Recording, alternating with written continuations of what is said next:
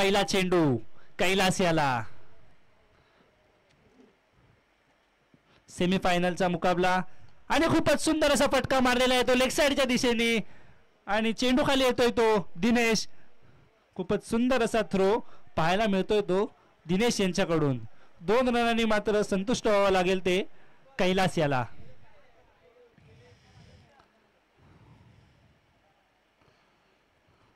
राजेश याचा दुसरा चेंडू कैलास याला.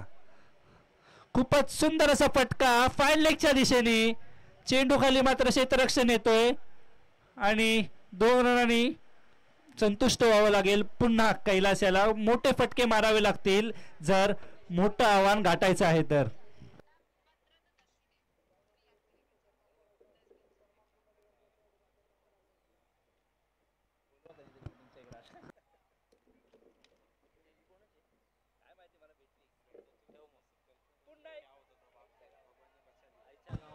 पुन्हा एकदा लेग साइडच्या दिशेने खूपच सुंदर क्षेत्ररक्षण पाहायला मिळतंय ते दिनेश यांच्याकडून. एकेरी दुहेरी रनांनी मात्र धाव संख्या पुढे जाते ती 6 धावा. कुठेतरी मोठे फटके शोधावे लागतील कैलास याला.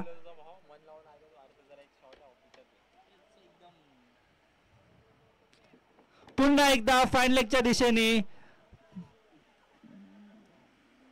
एका रनने मात्र संतुष्ट व्हावं लागेल ते कैलास याला. धावसंख्या होते ती 7 धावा. या 1 रनाने स्ट्राइक वरती येतोय तो मेहुल गणपत घडशी.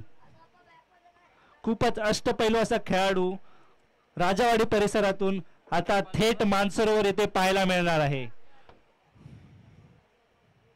खूपच सुंदर अशी फलंदाजी करत आहे ते पूर्ण टुर्नामेंट मध्ये मेहुल.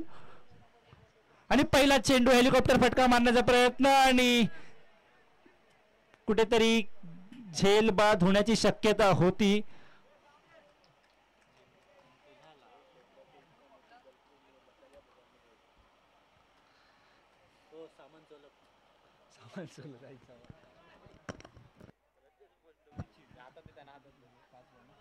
वन टू गो.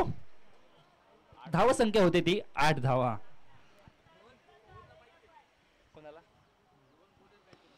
ओ खूपच सुंदर असा फटका खोदून काढलेला आहे आणि एका रनाने मात्र संतुष्ट व्हावं लागेल ते कैलास याला. पहिल्या ओव्हरच्या समाप्तीनंतर धाव संख्या होते ती 9 धावा. जर संघाला मोठं आव्हान गाठायचं असेल तर कैलास आणि मेहुल यांच्या बॅट मधून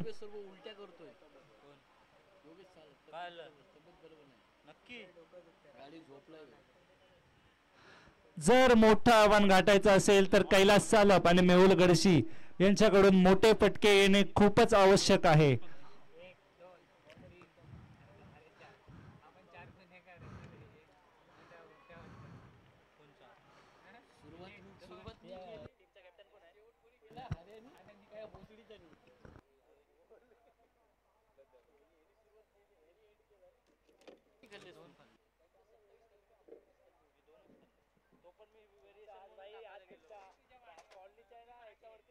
तुमचं नाव बॉलर नेम दुसरं षटक हाताळण्यासाठी येतोय तो दीपक. त्याचा सामना करेल तो कैलास. सेमीफायनलचा मुकाबला दीपक याचा पहिला चेंडू कैलास याला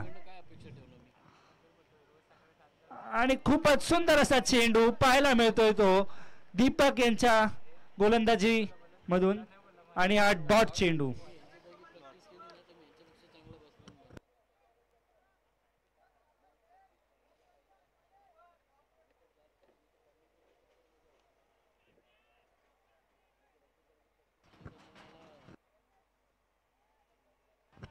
दीपक याचा दुसरा चेंडू.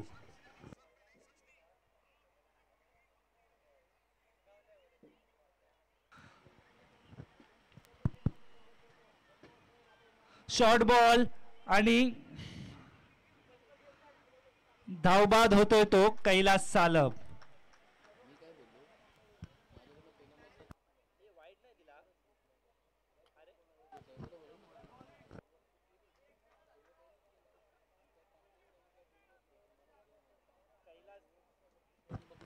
कैलास याची जागा घ्यायला जातोय तो सुशील.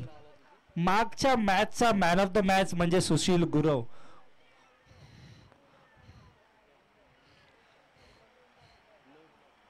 जर संघाला मोठं आव्हान गाठायचं असेल तर नक्कीच मेहुल कडशी यांच्या बॅटमधून मोठे फटके येणे खूप महत्वाचं आहे.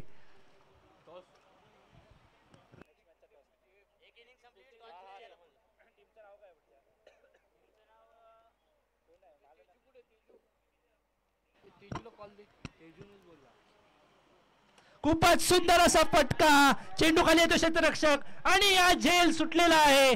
खूपच गचा असे क्षेत्ररक्षण पाहायला मिळतंय ते शैलेश घवाळे यांच्याकडून.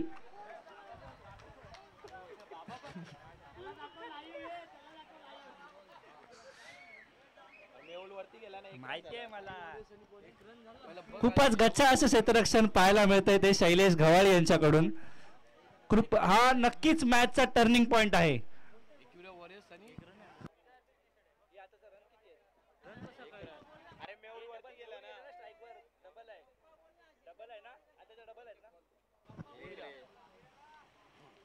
पुन्हा एकदा ऑफ साइडच्या दिशेने भिरकावून दिलाय तो चेंडू खाली क्षेत्ररक्षक.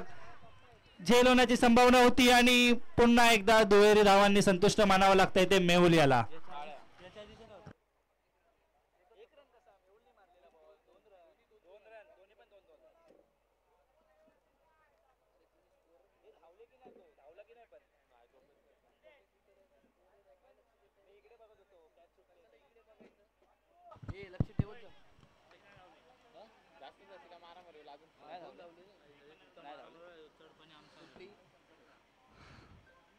आणि स्ट्रेट मारलेला आहे चेंडू.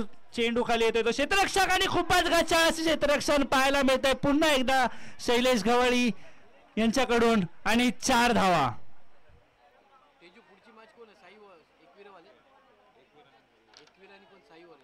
या 4 धावांनी धावसंख्या होते ती 17 धावा. अरे हे 15 तुषार तू आउट. सॉरी क्षमा असावी. 15 धावा.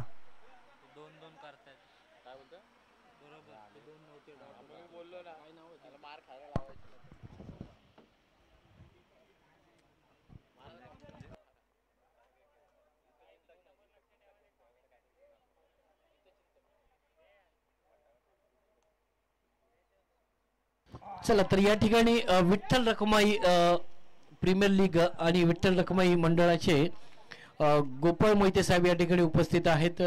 त्यांचं हार्दिक असं स्वागत आहे या क्रीडा नगरीमध्ये. आणि मी त्यांना विनंती करतो की आपण व्यासपीठावर यायचं आणि स्थानापन्न व्हायचंय. धन्यवाद.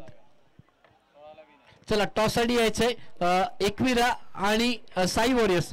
चला टॉस साठी या. एकविरा आणि साई वॉरियर्स 2 षटकांचा सामना असेल. आणि गोपाळ मोहिते साहेबांना विनंती करतो की आपण आपले शुभ असते मात्र टॉस करायचे दोन्ही संघांमध्ये.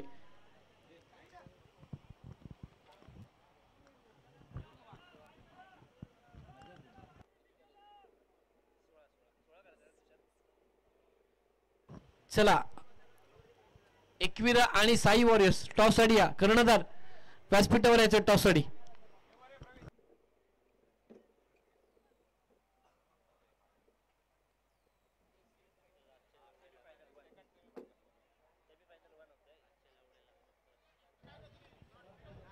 तर एकीकडे साई वॉरियर्स आणि एकीकडे एकविरा वॉरियर्स दोन्ही संघांमध्ये मोहिते साहेबांच्या शुभ हस्ते मात्र टॉस केला जातोय.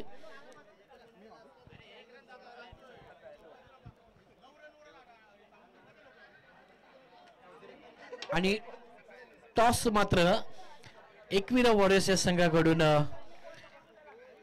विकी टॉस मात्र जिंकलात. महत्वपूर्ण मॅच आहे. सेमीफायनलचा आजच्या दिवसाचा दुसरा सामना आहे. आणि आज साई वॉरियर्स या संघाच्या विरुद्ध मात्र लढत असताना काय नेमकी भूमिका असेल? भूमिका अशी क्लिअरली नाही आहे पण पूर्णतः माझं 100% आणि माझी टीम पूर्ण 100% प्रयत्न करेल. कारण हा सेमीफायनलचा राऊंड आहे आणि नक्कीच आम्ही आमचा पूर्ण एफर्ट लावून फायनलला जाण्याचा प्रयत्न करू. टॉस मात्र जिंकलात काय निर्णय असेल? क्षेत्ररक्षण. प्रथमतः क्षेत्ररक्षण करण्याचा निर्णय. त्याच्या विरुद्ध शिमरादेवी साई वॉरियर्स हा संघ आहे. आपण जर प्रथमतः टॉस जिंकला असतात तर काय भूमिका असती? आम्ही पण क्षेत्ररक्षण स्वीकारलं. परंतु या ठिकाणी असं दृश्य पाहायला मिळते की एकविरा वॉरियर्स हा संघाने मात्र टॉस जिंकलेला आहे आणि चूज टू फील्ड अशी भूमिका घेतली. सेमीफायनलचा महत्त्वाचा सामना आहे. दोन्ही संघांना शुभेच्छा असतील. धन्यवाद. Thank you so much. जाऊया चालू सामन्याकडे.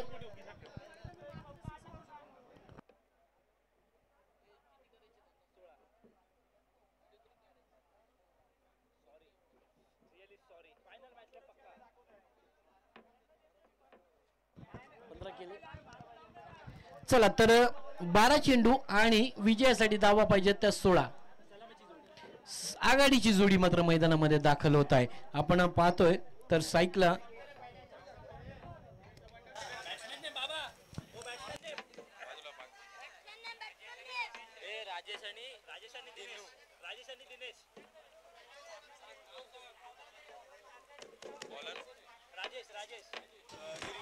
चला राजेश साईकला आणि नॉन साईकला दिनू.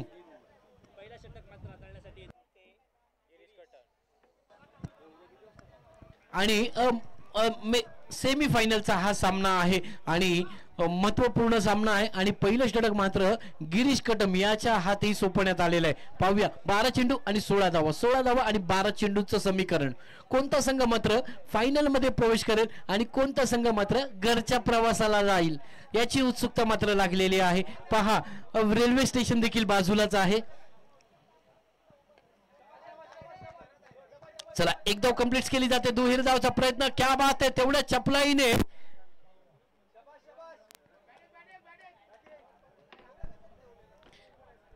पहा दिनू तेवढ्या चपलाईने कामगिरी करतोय.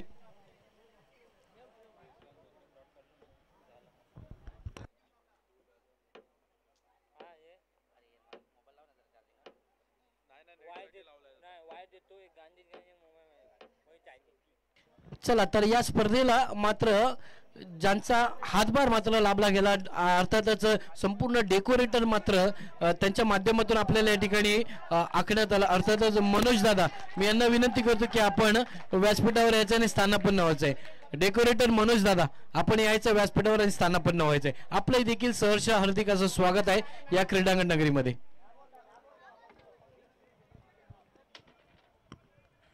चला चौकार पाहायला मिळतो. चौकाराच्या मदतीने धावफलक पाहिलं तर 6 धावा. अजूनही समीकरण मात्र आता बदलतंय. बॉल टू रन असं समीकरण येऊन ठेपलं जाते. 10 चेंडू आणि 10 धावांची आवश्यकता. गोलंदाजी मार्कवरती गिरीश कट्टम. पहिलं षटक मार्गस्थ प्रगती पथावरती. 12 चेंडूंचा खेळ. आणखीन एक मोठा फटका. चेंडू सीमा रेषा अपार षटकार.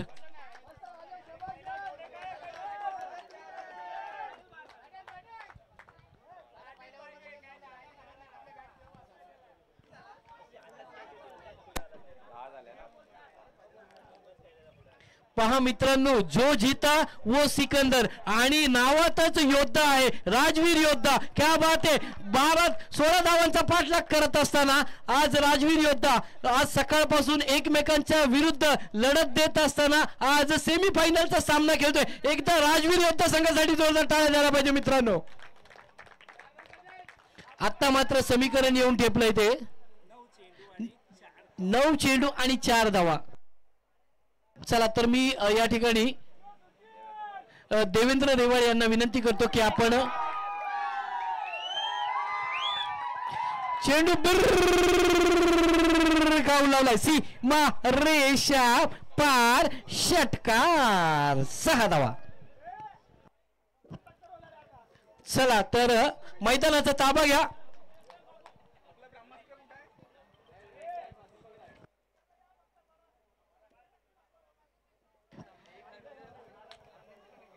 चला विकी पास्ते मैदानाचा ताबा घ्या. क्षेत्ररक्षण लावा. चला देवेंद्र रेवाळे आपण यायचंय. सत्कार करायचा या ठिकाणी. आमचे डेकोरेटर दादा आहेत मनोज दादा. त्यांचा या ठिकाणी विशेष सत्कार केला जाईल. आमच्या मंडळाचे कार्यकर्ते आणि त्याचप्रमाणे ओझरे बुद्रुक या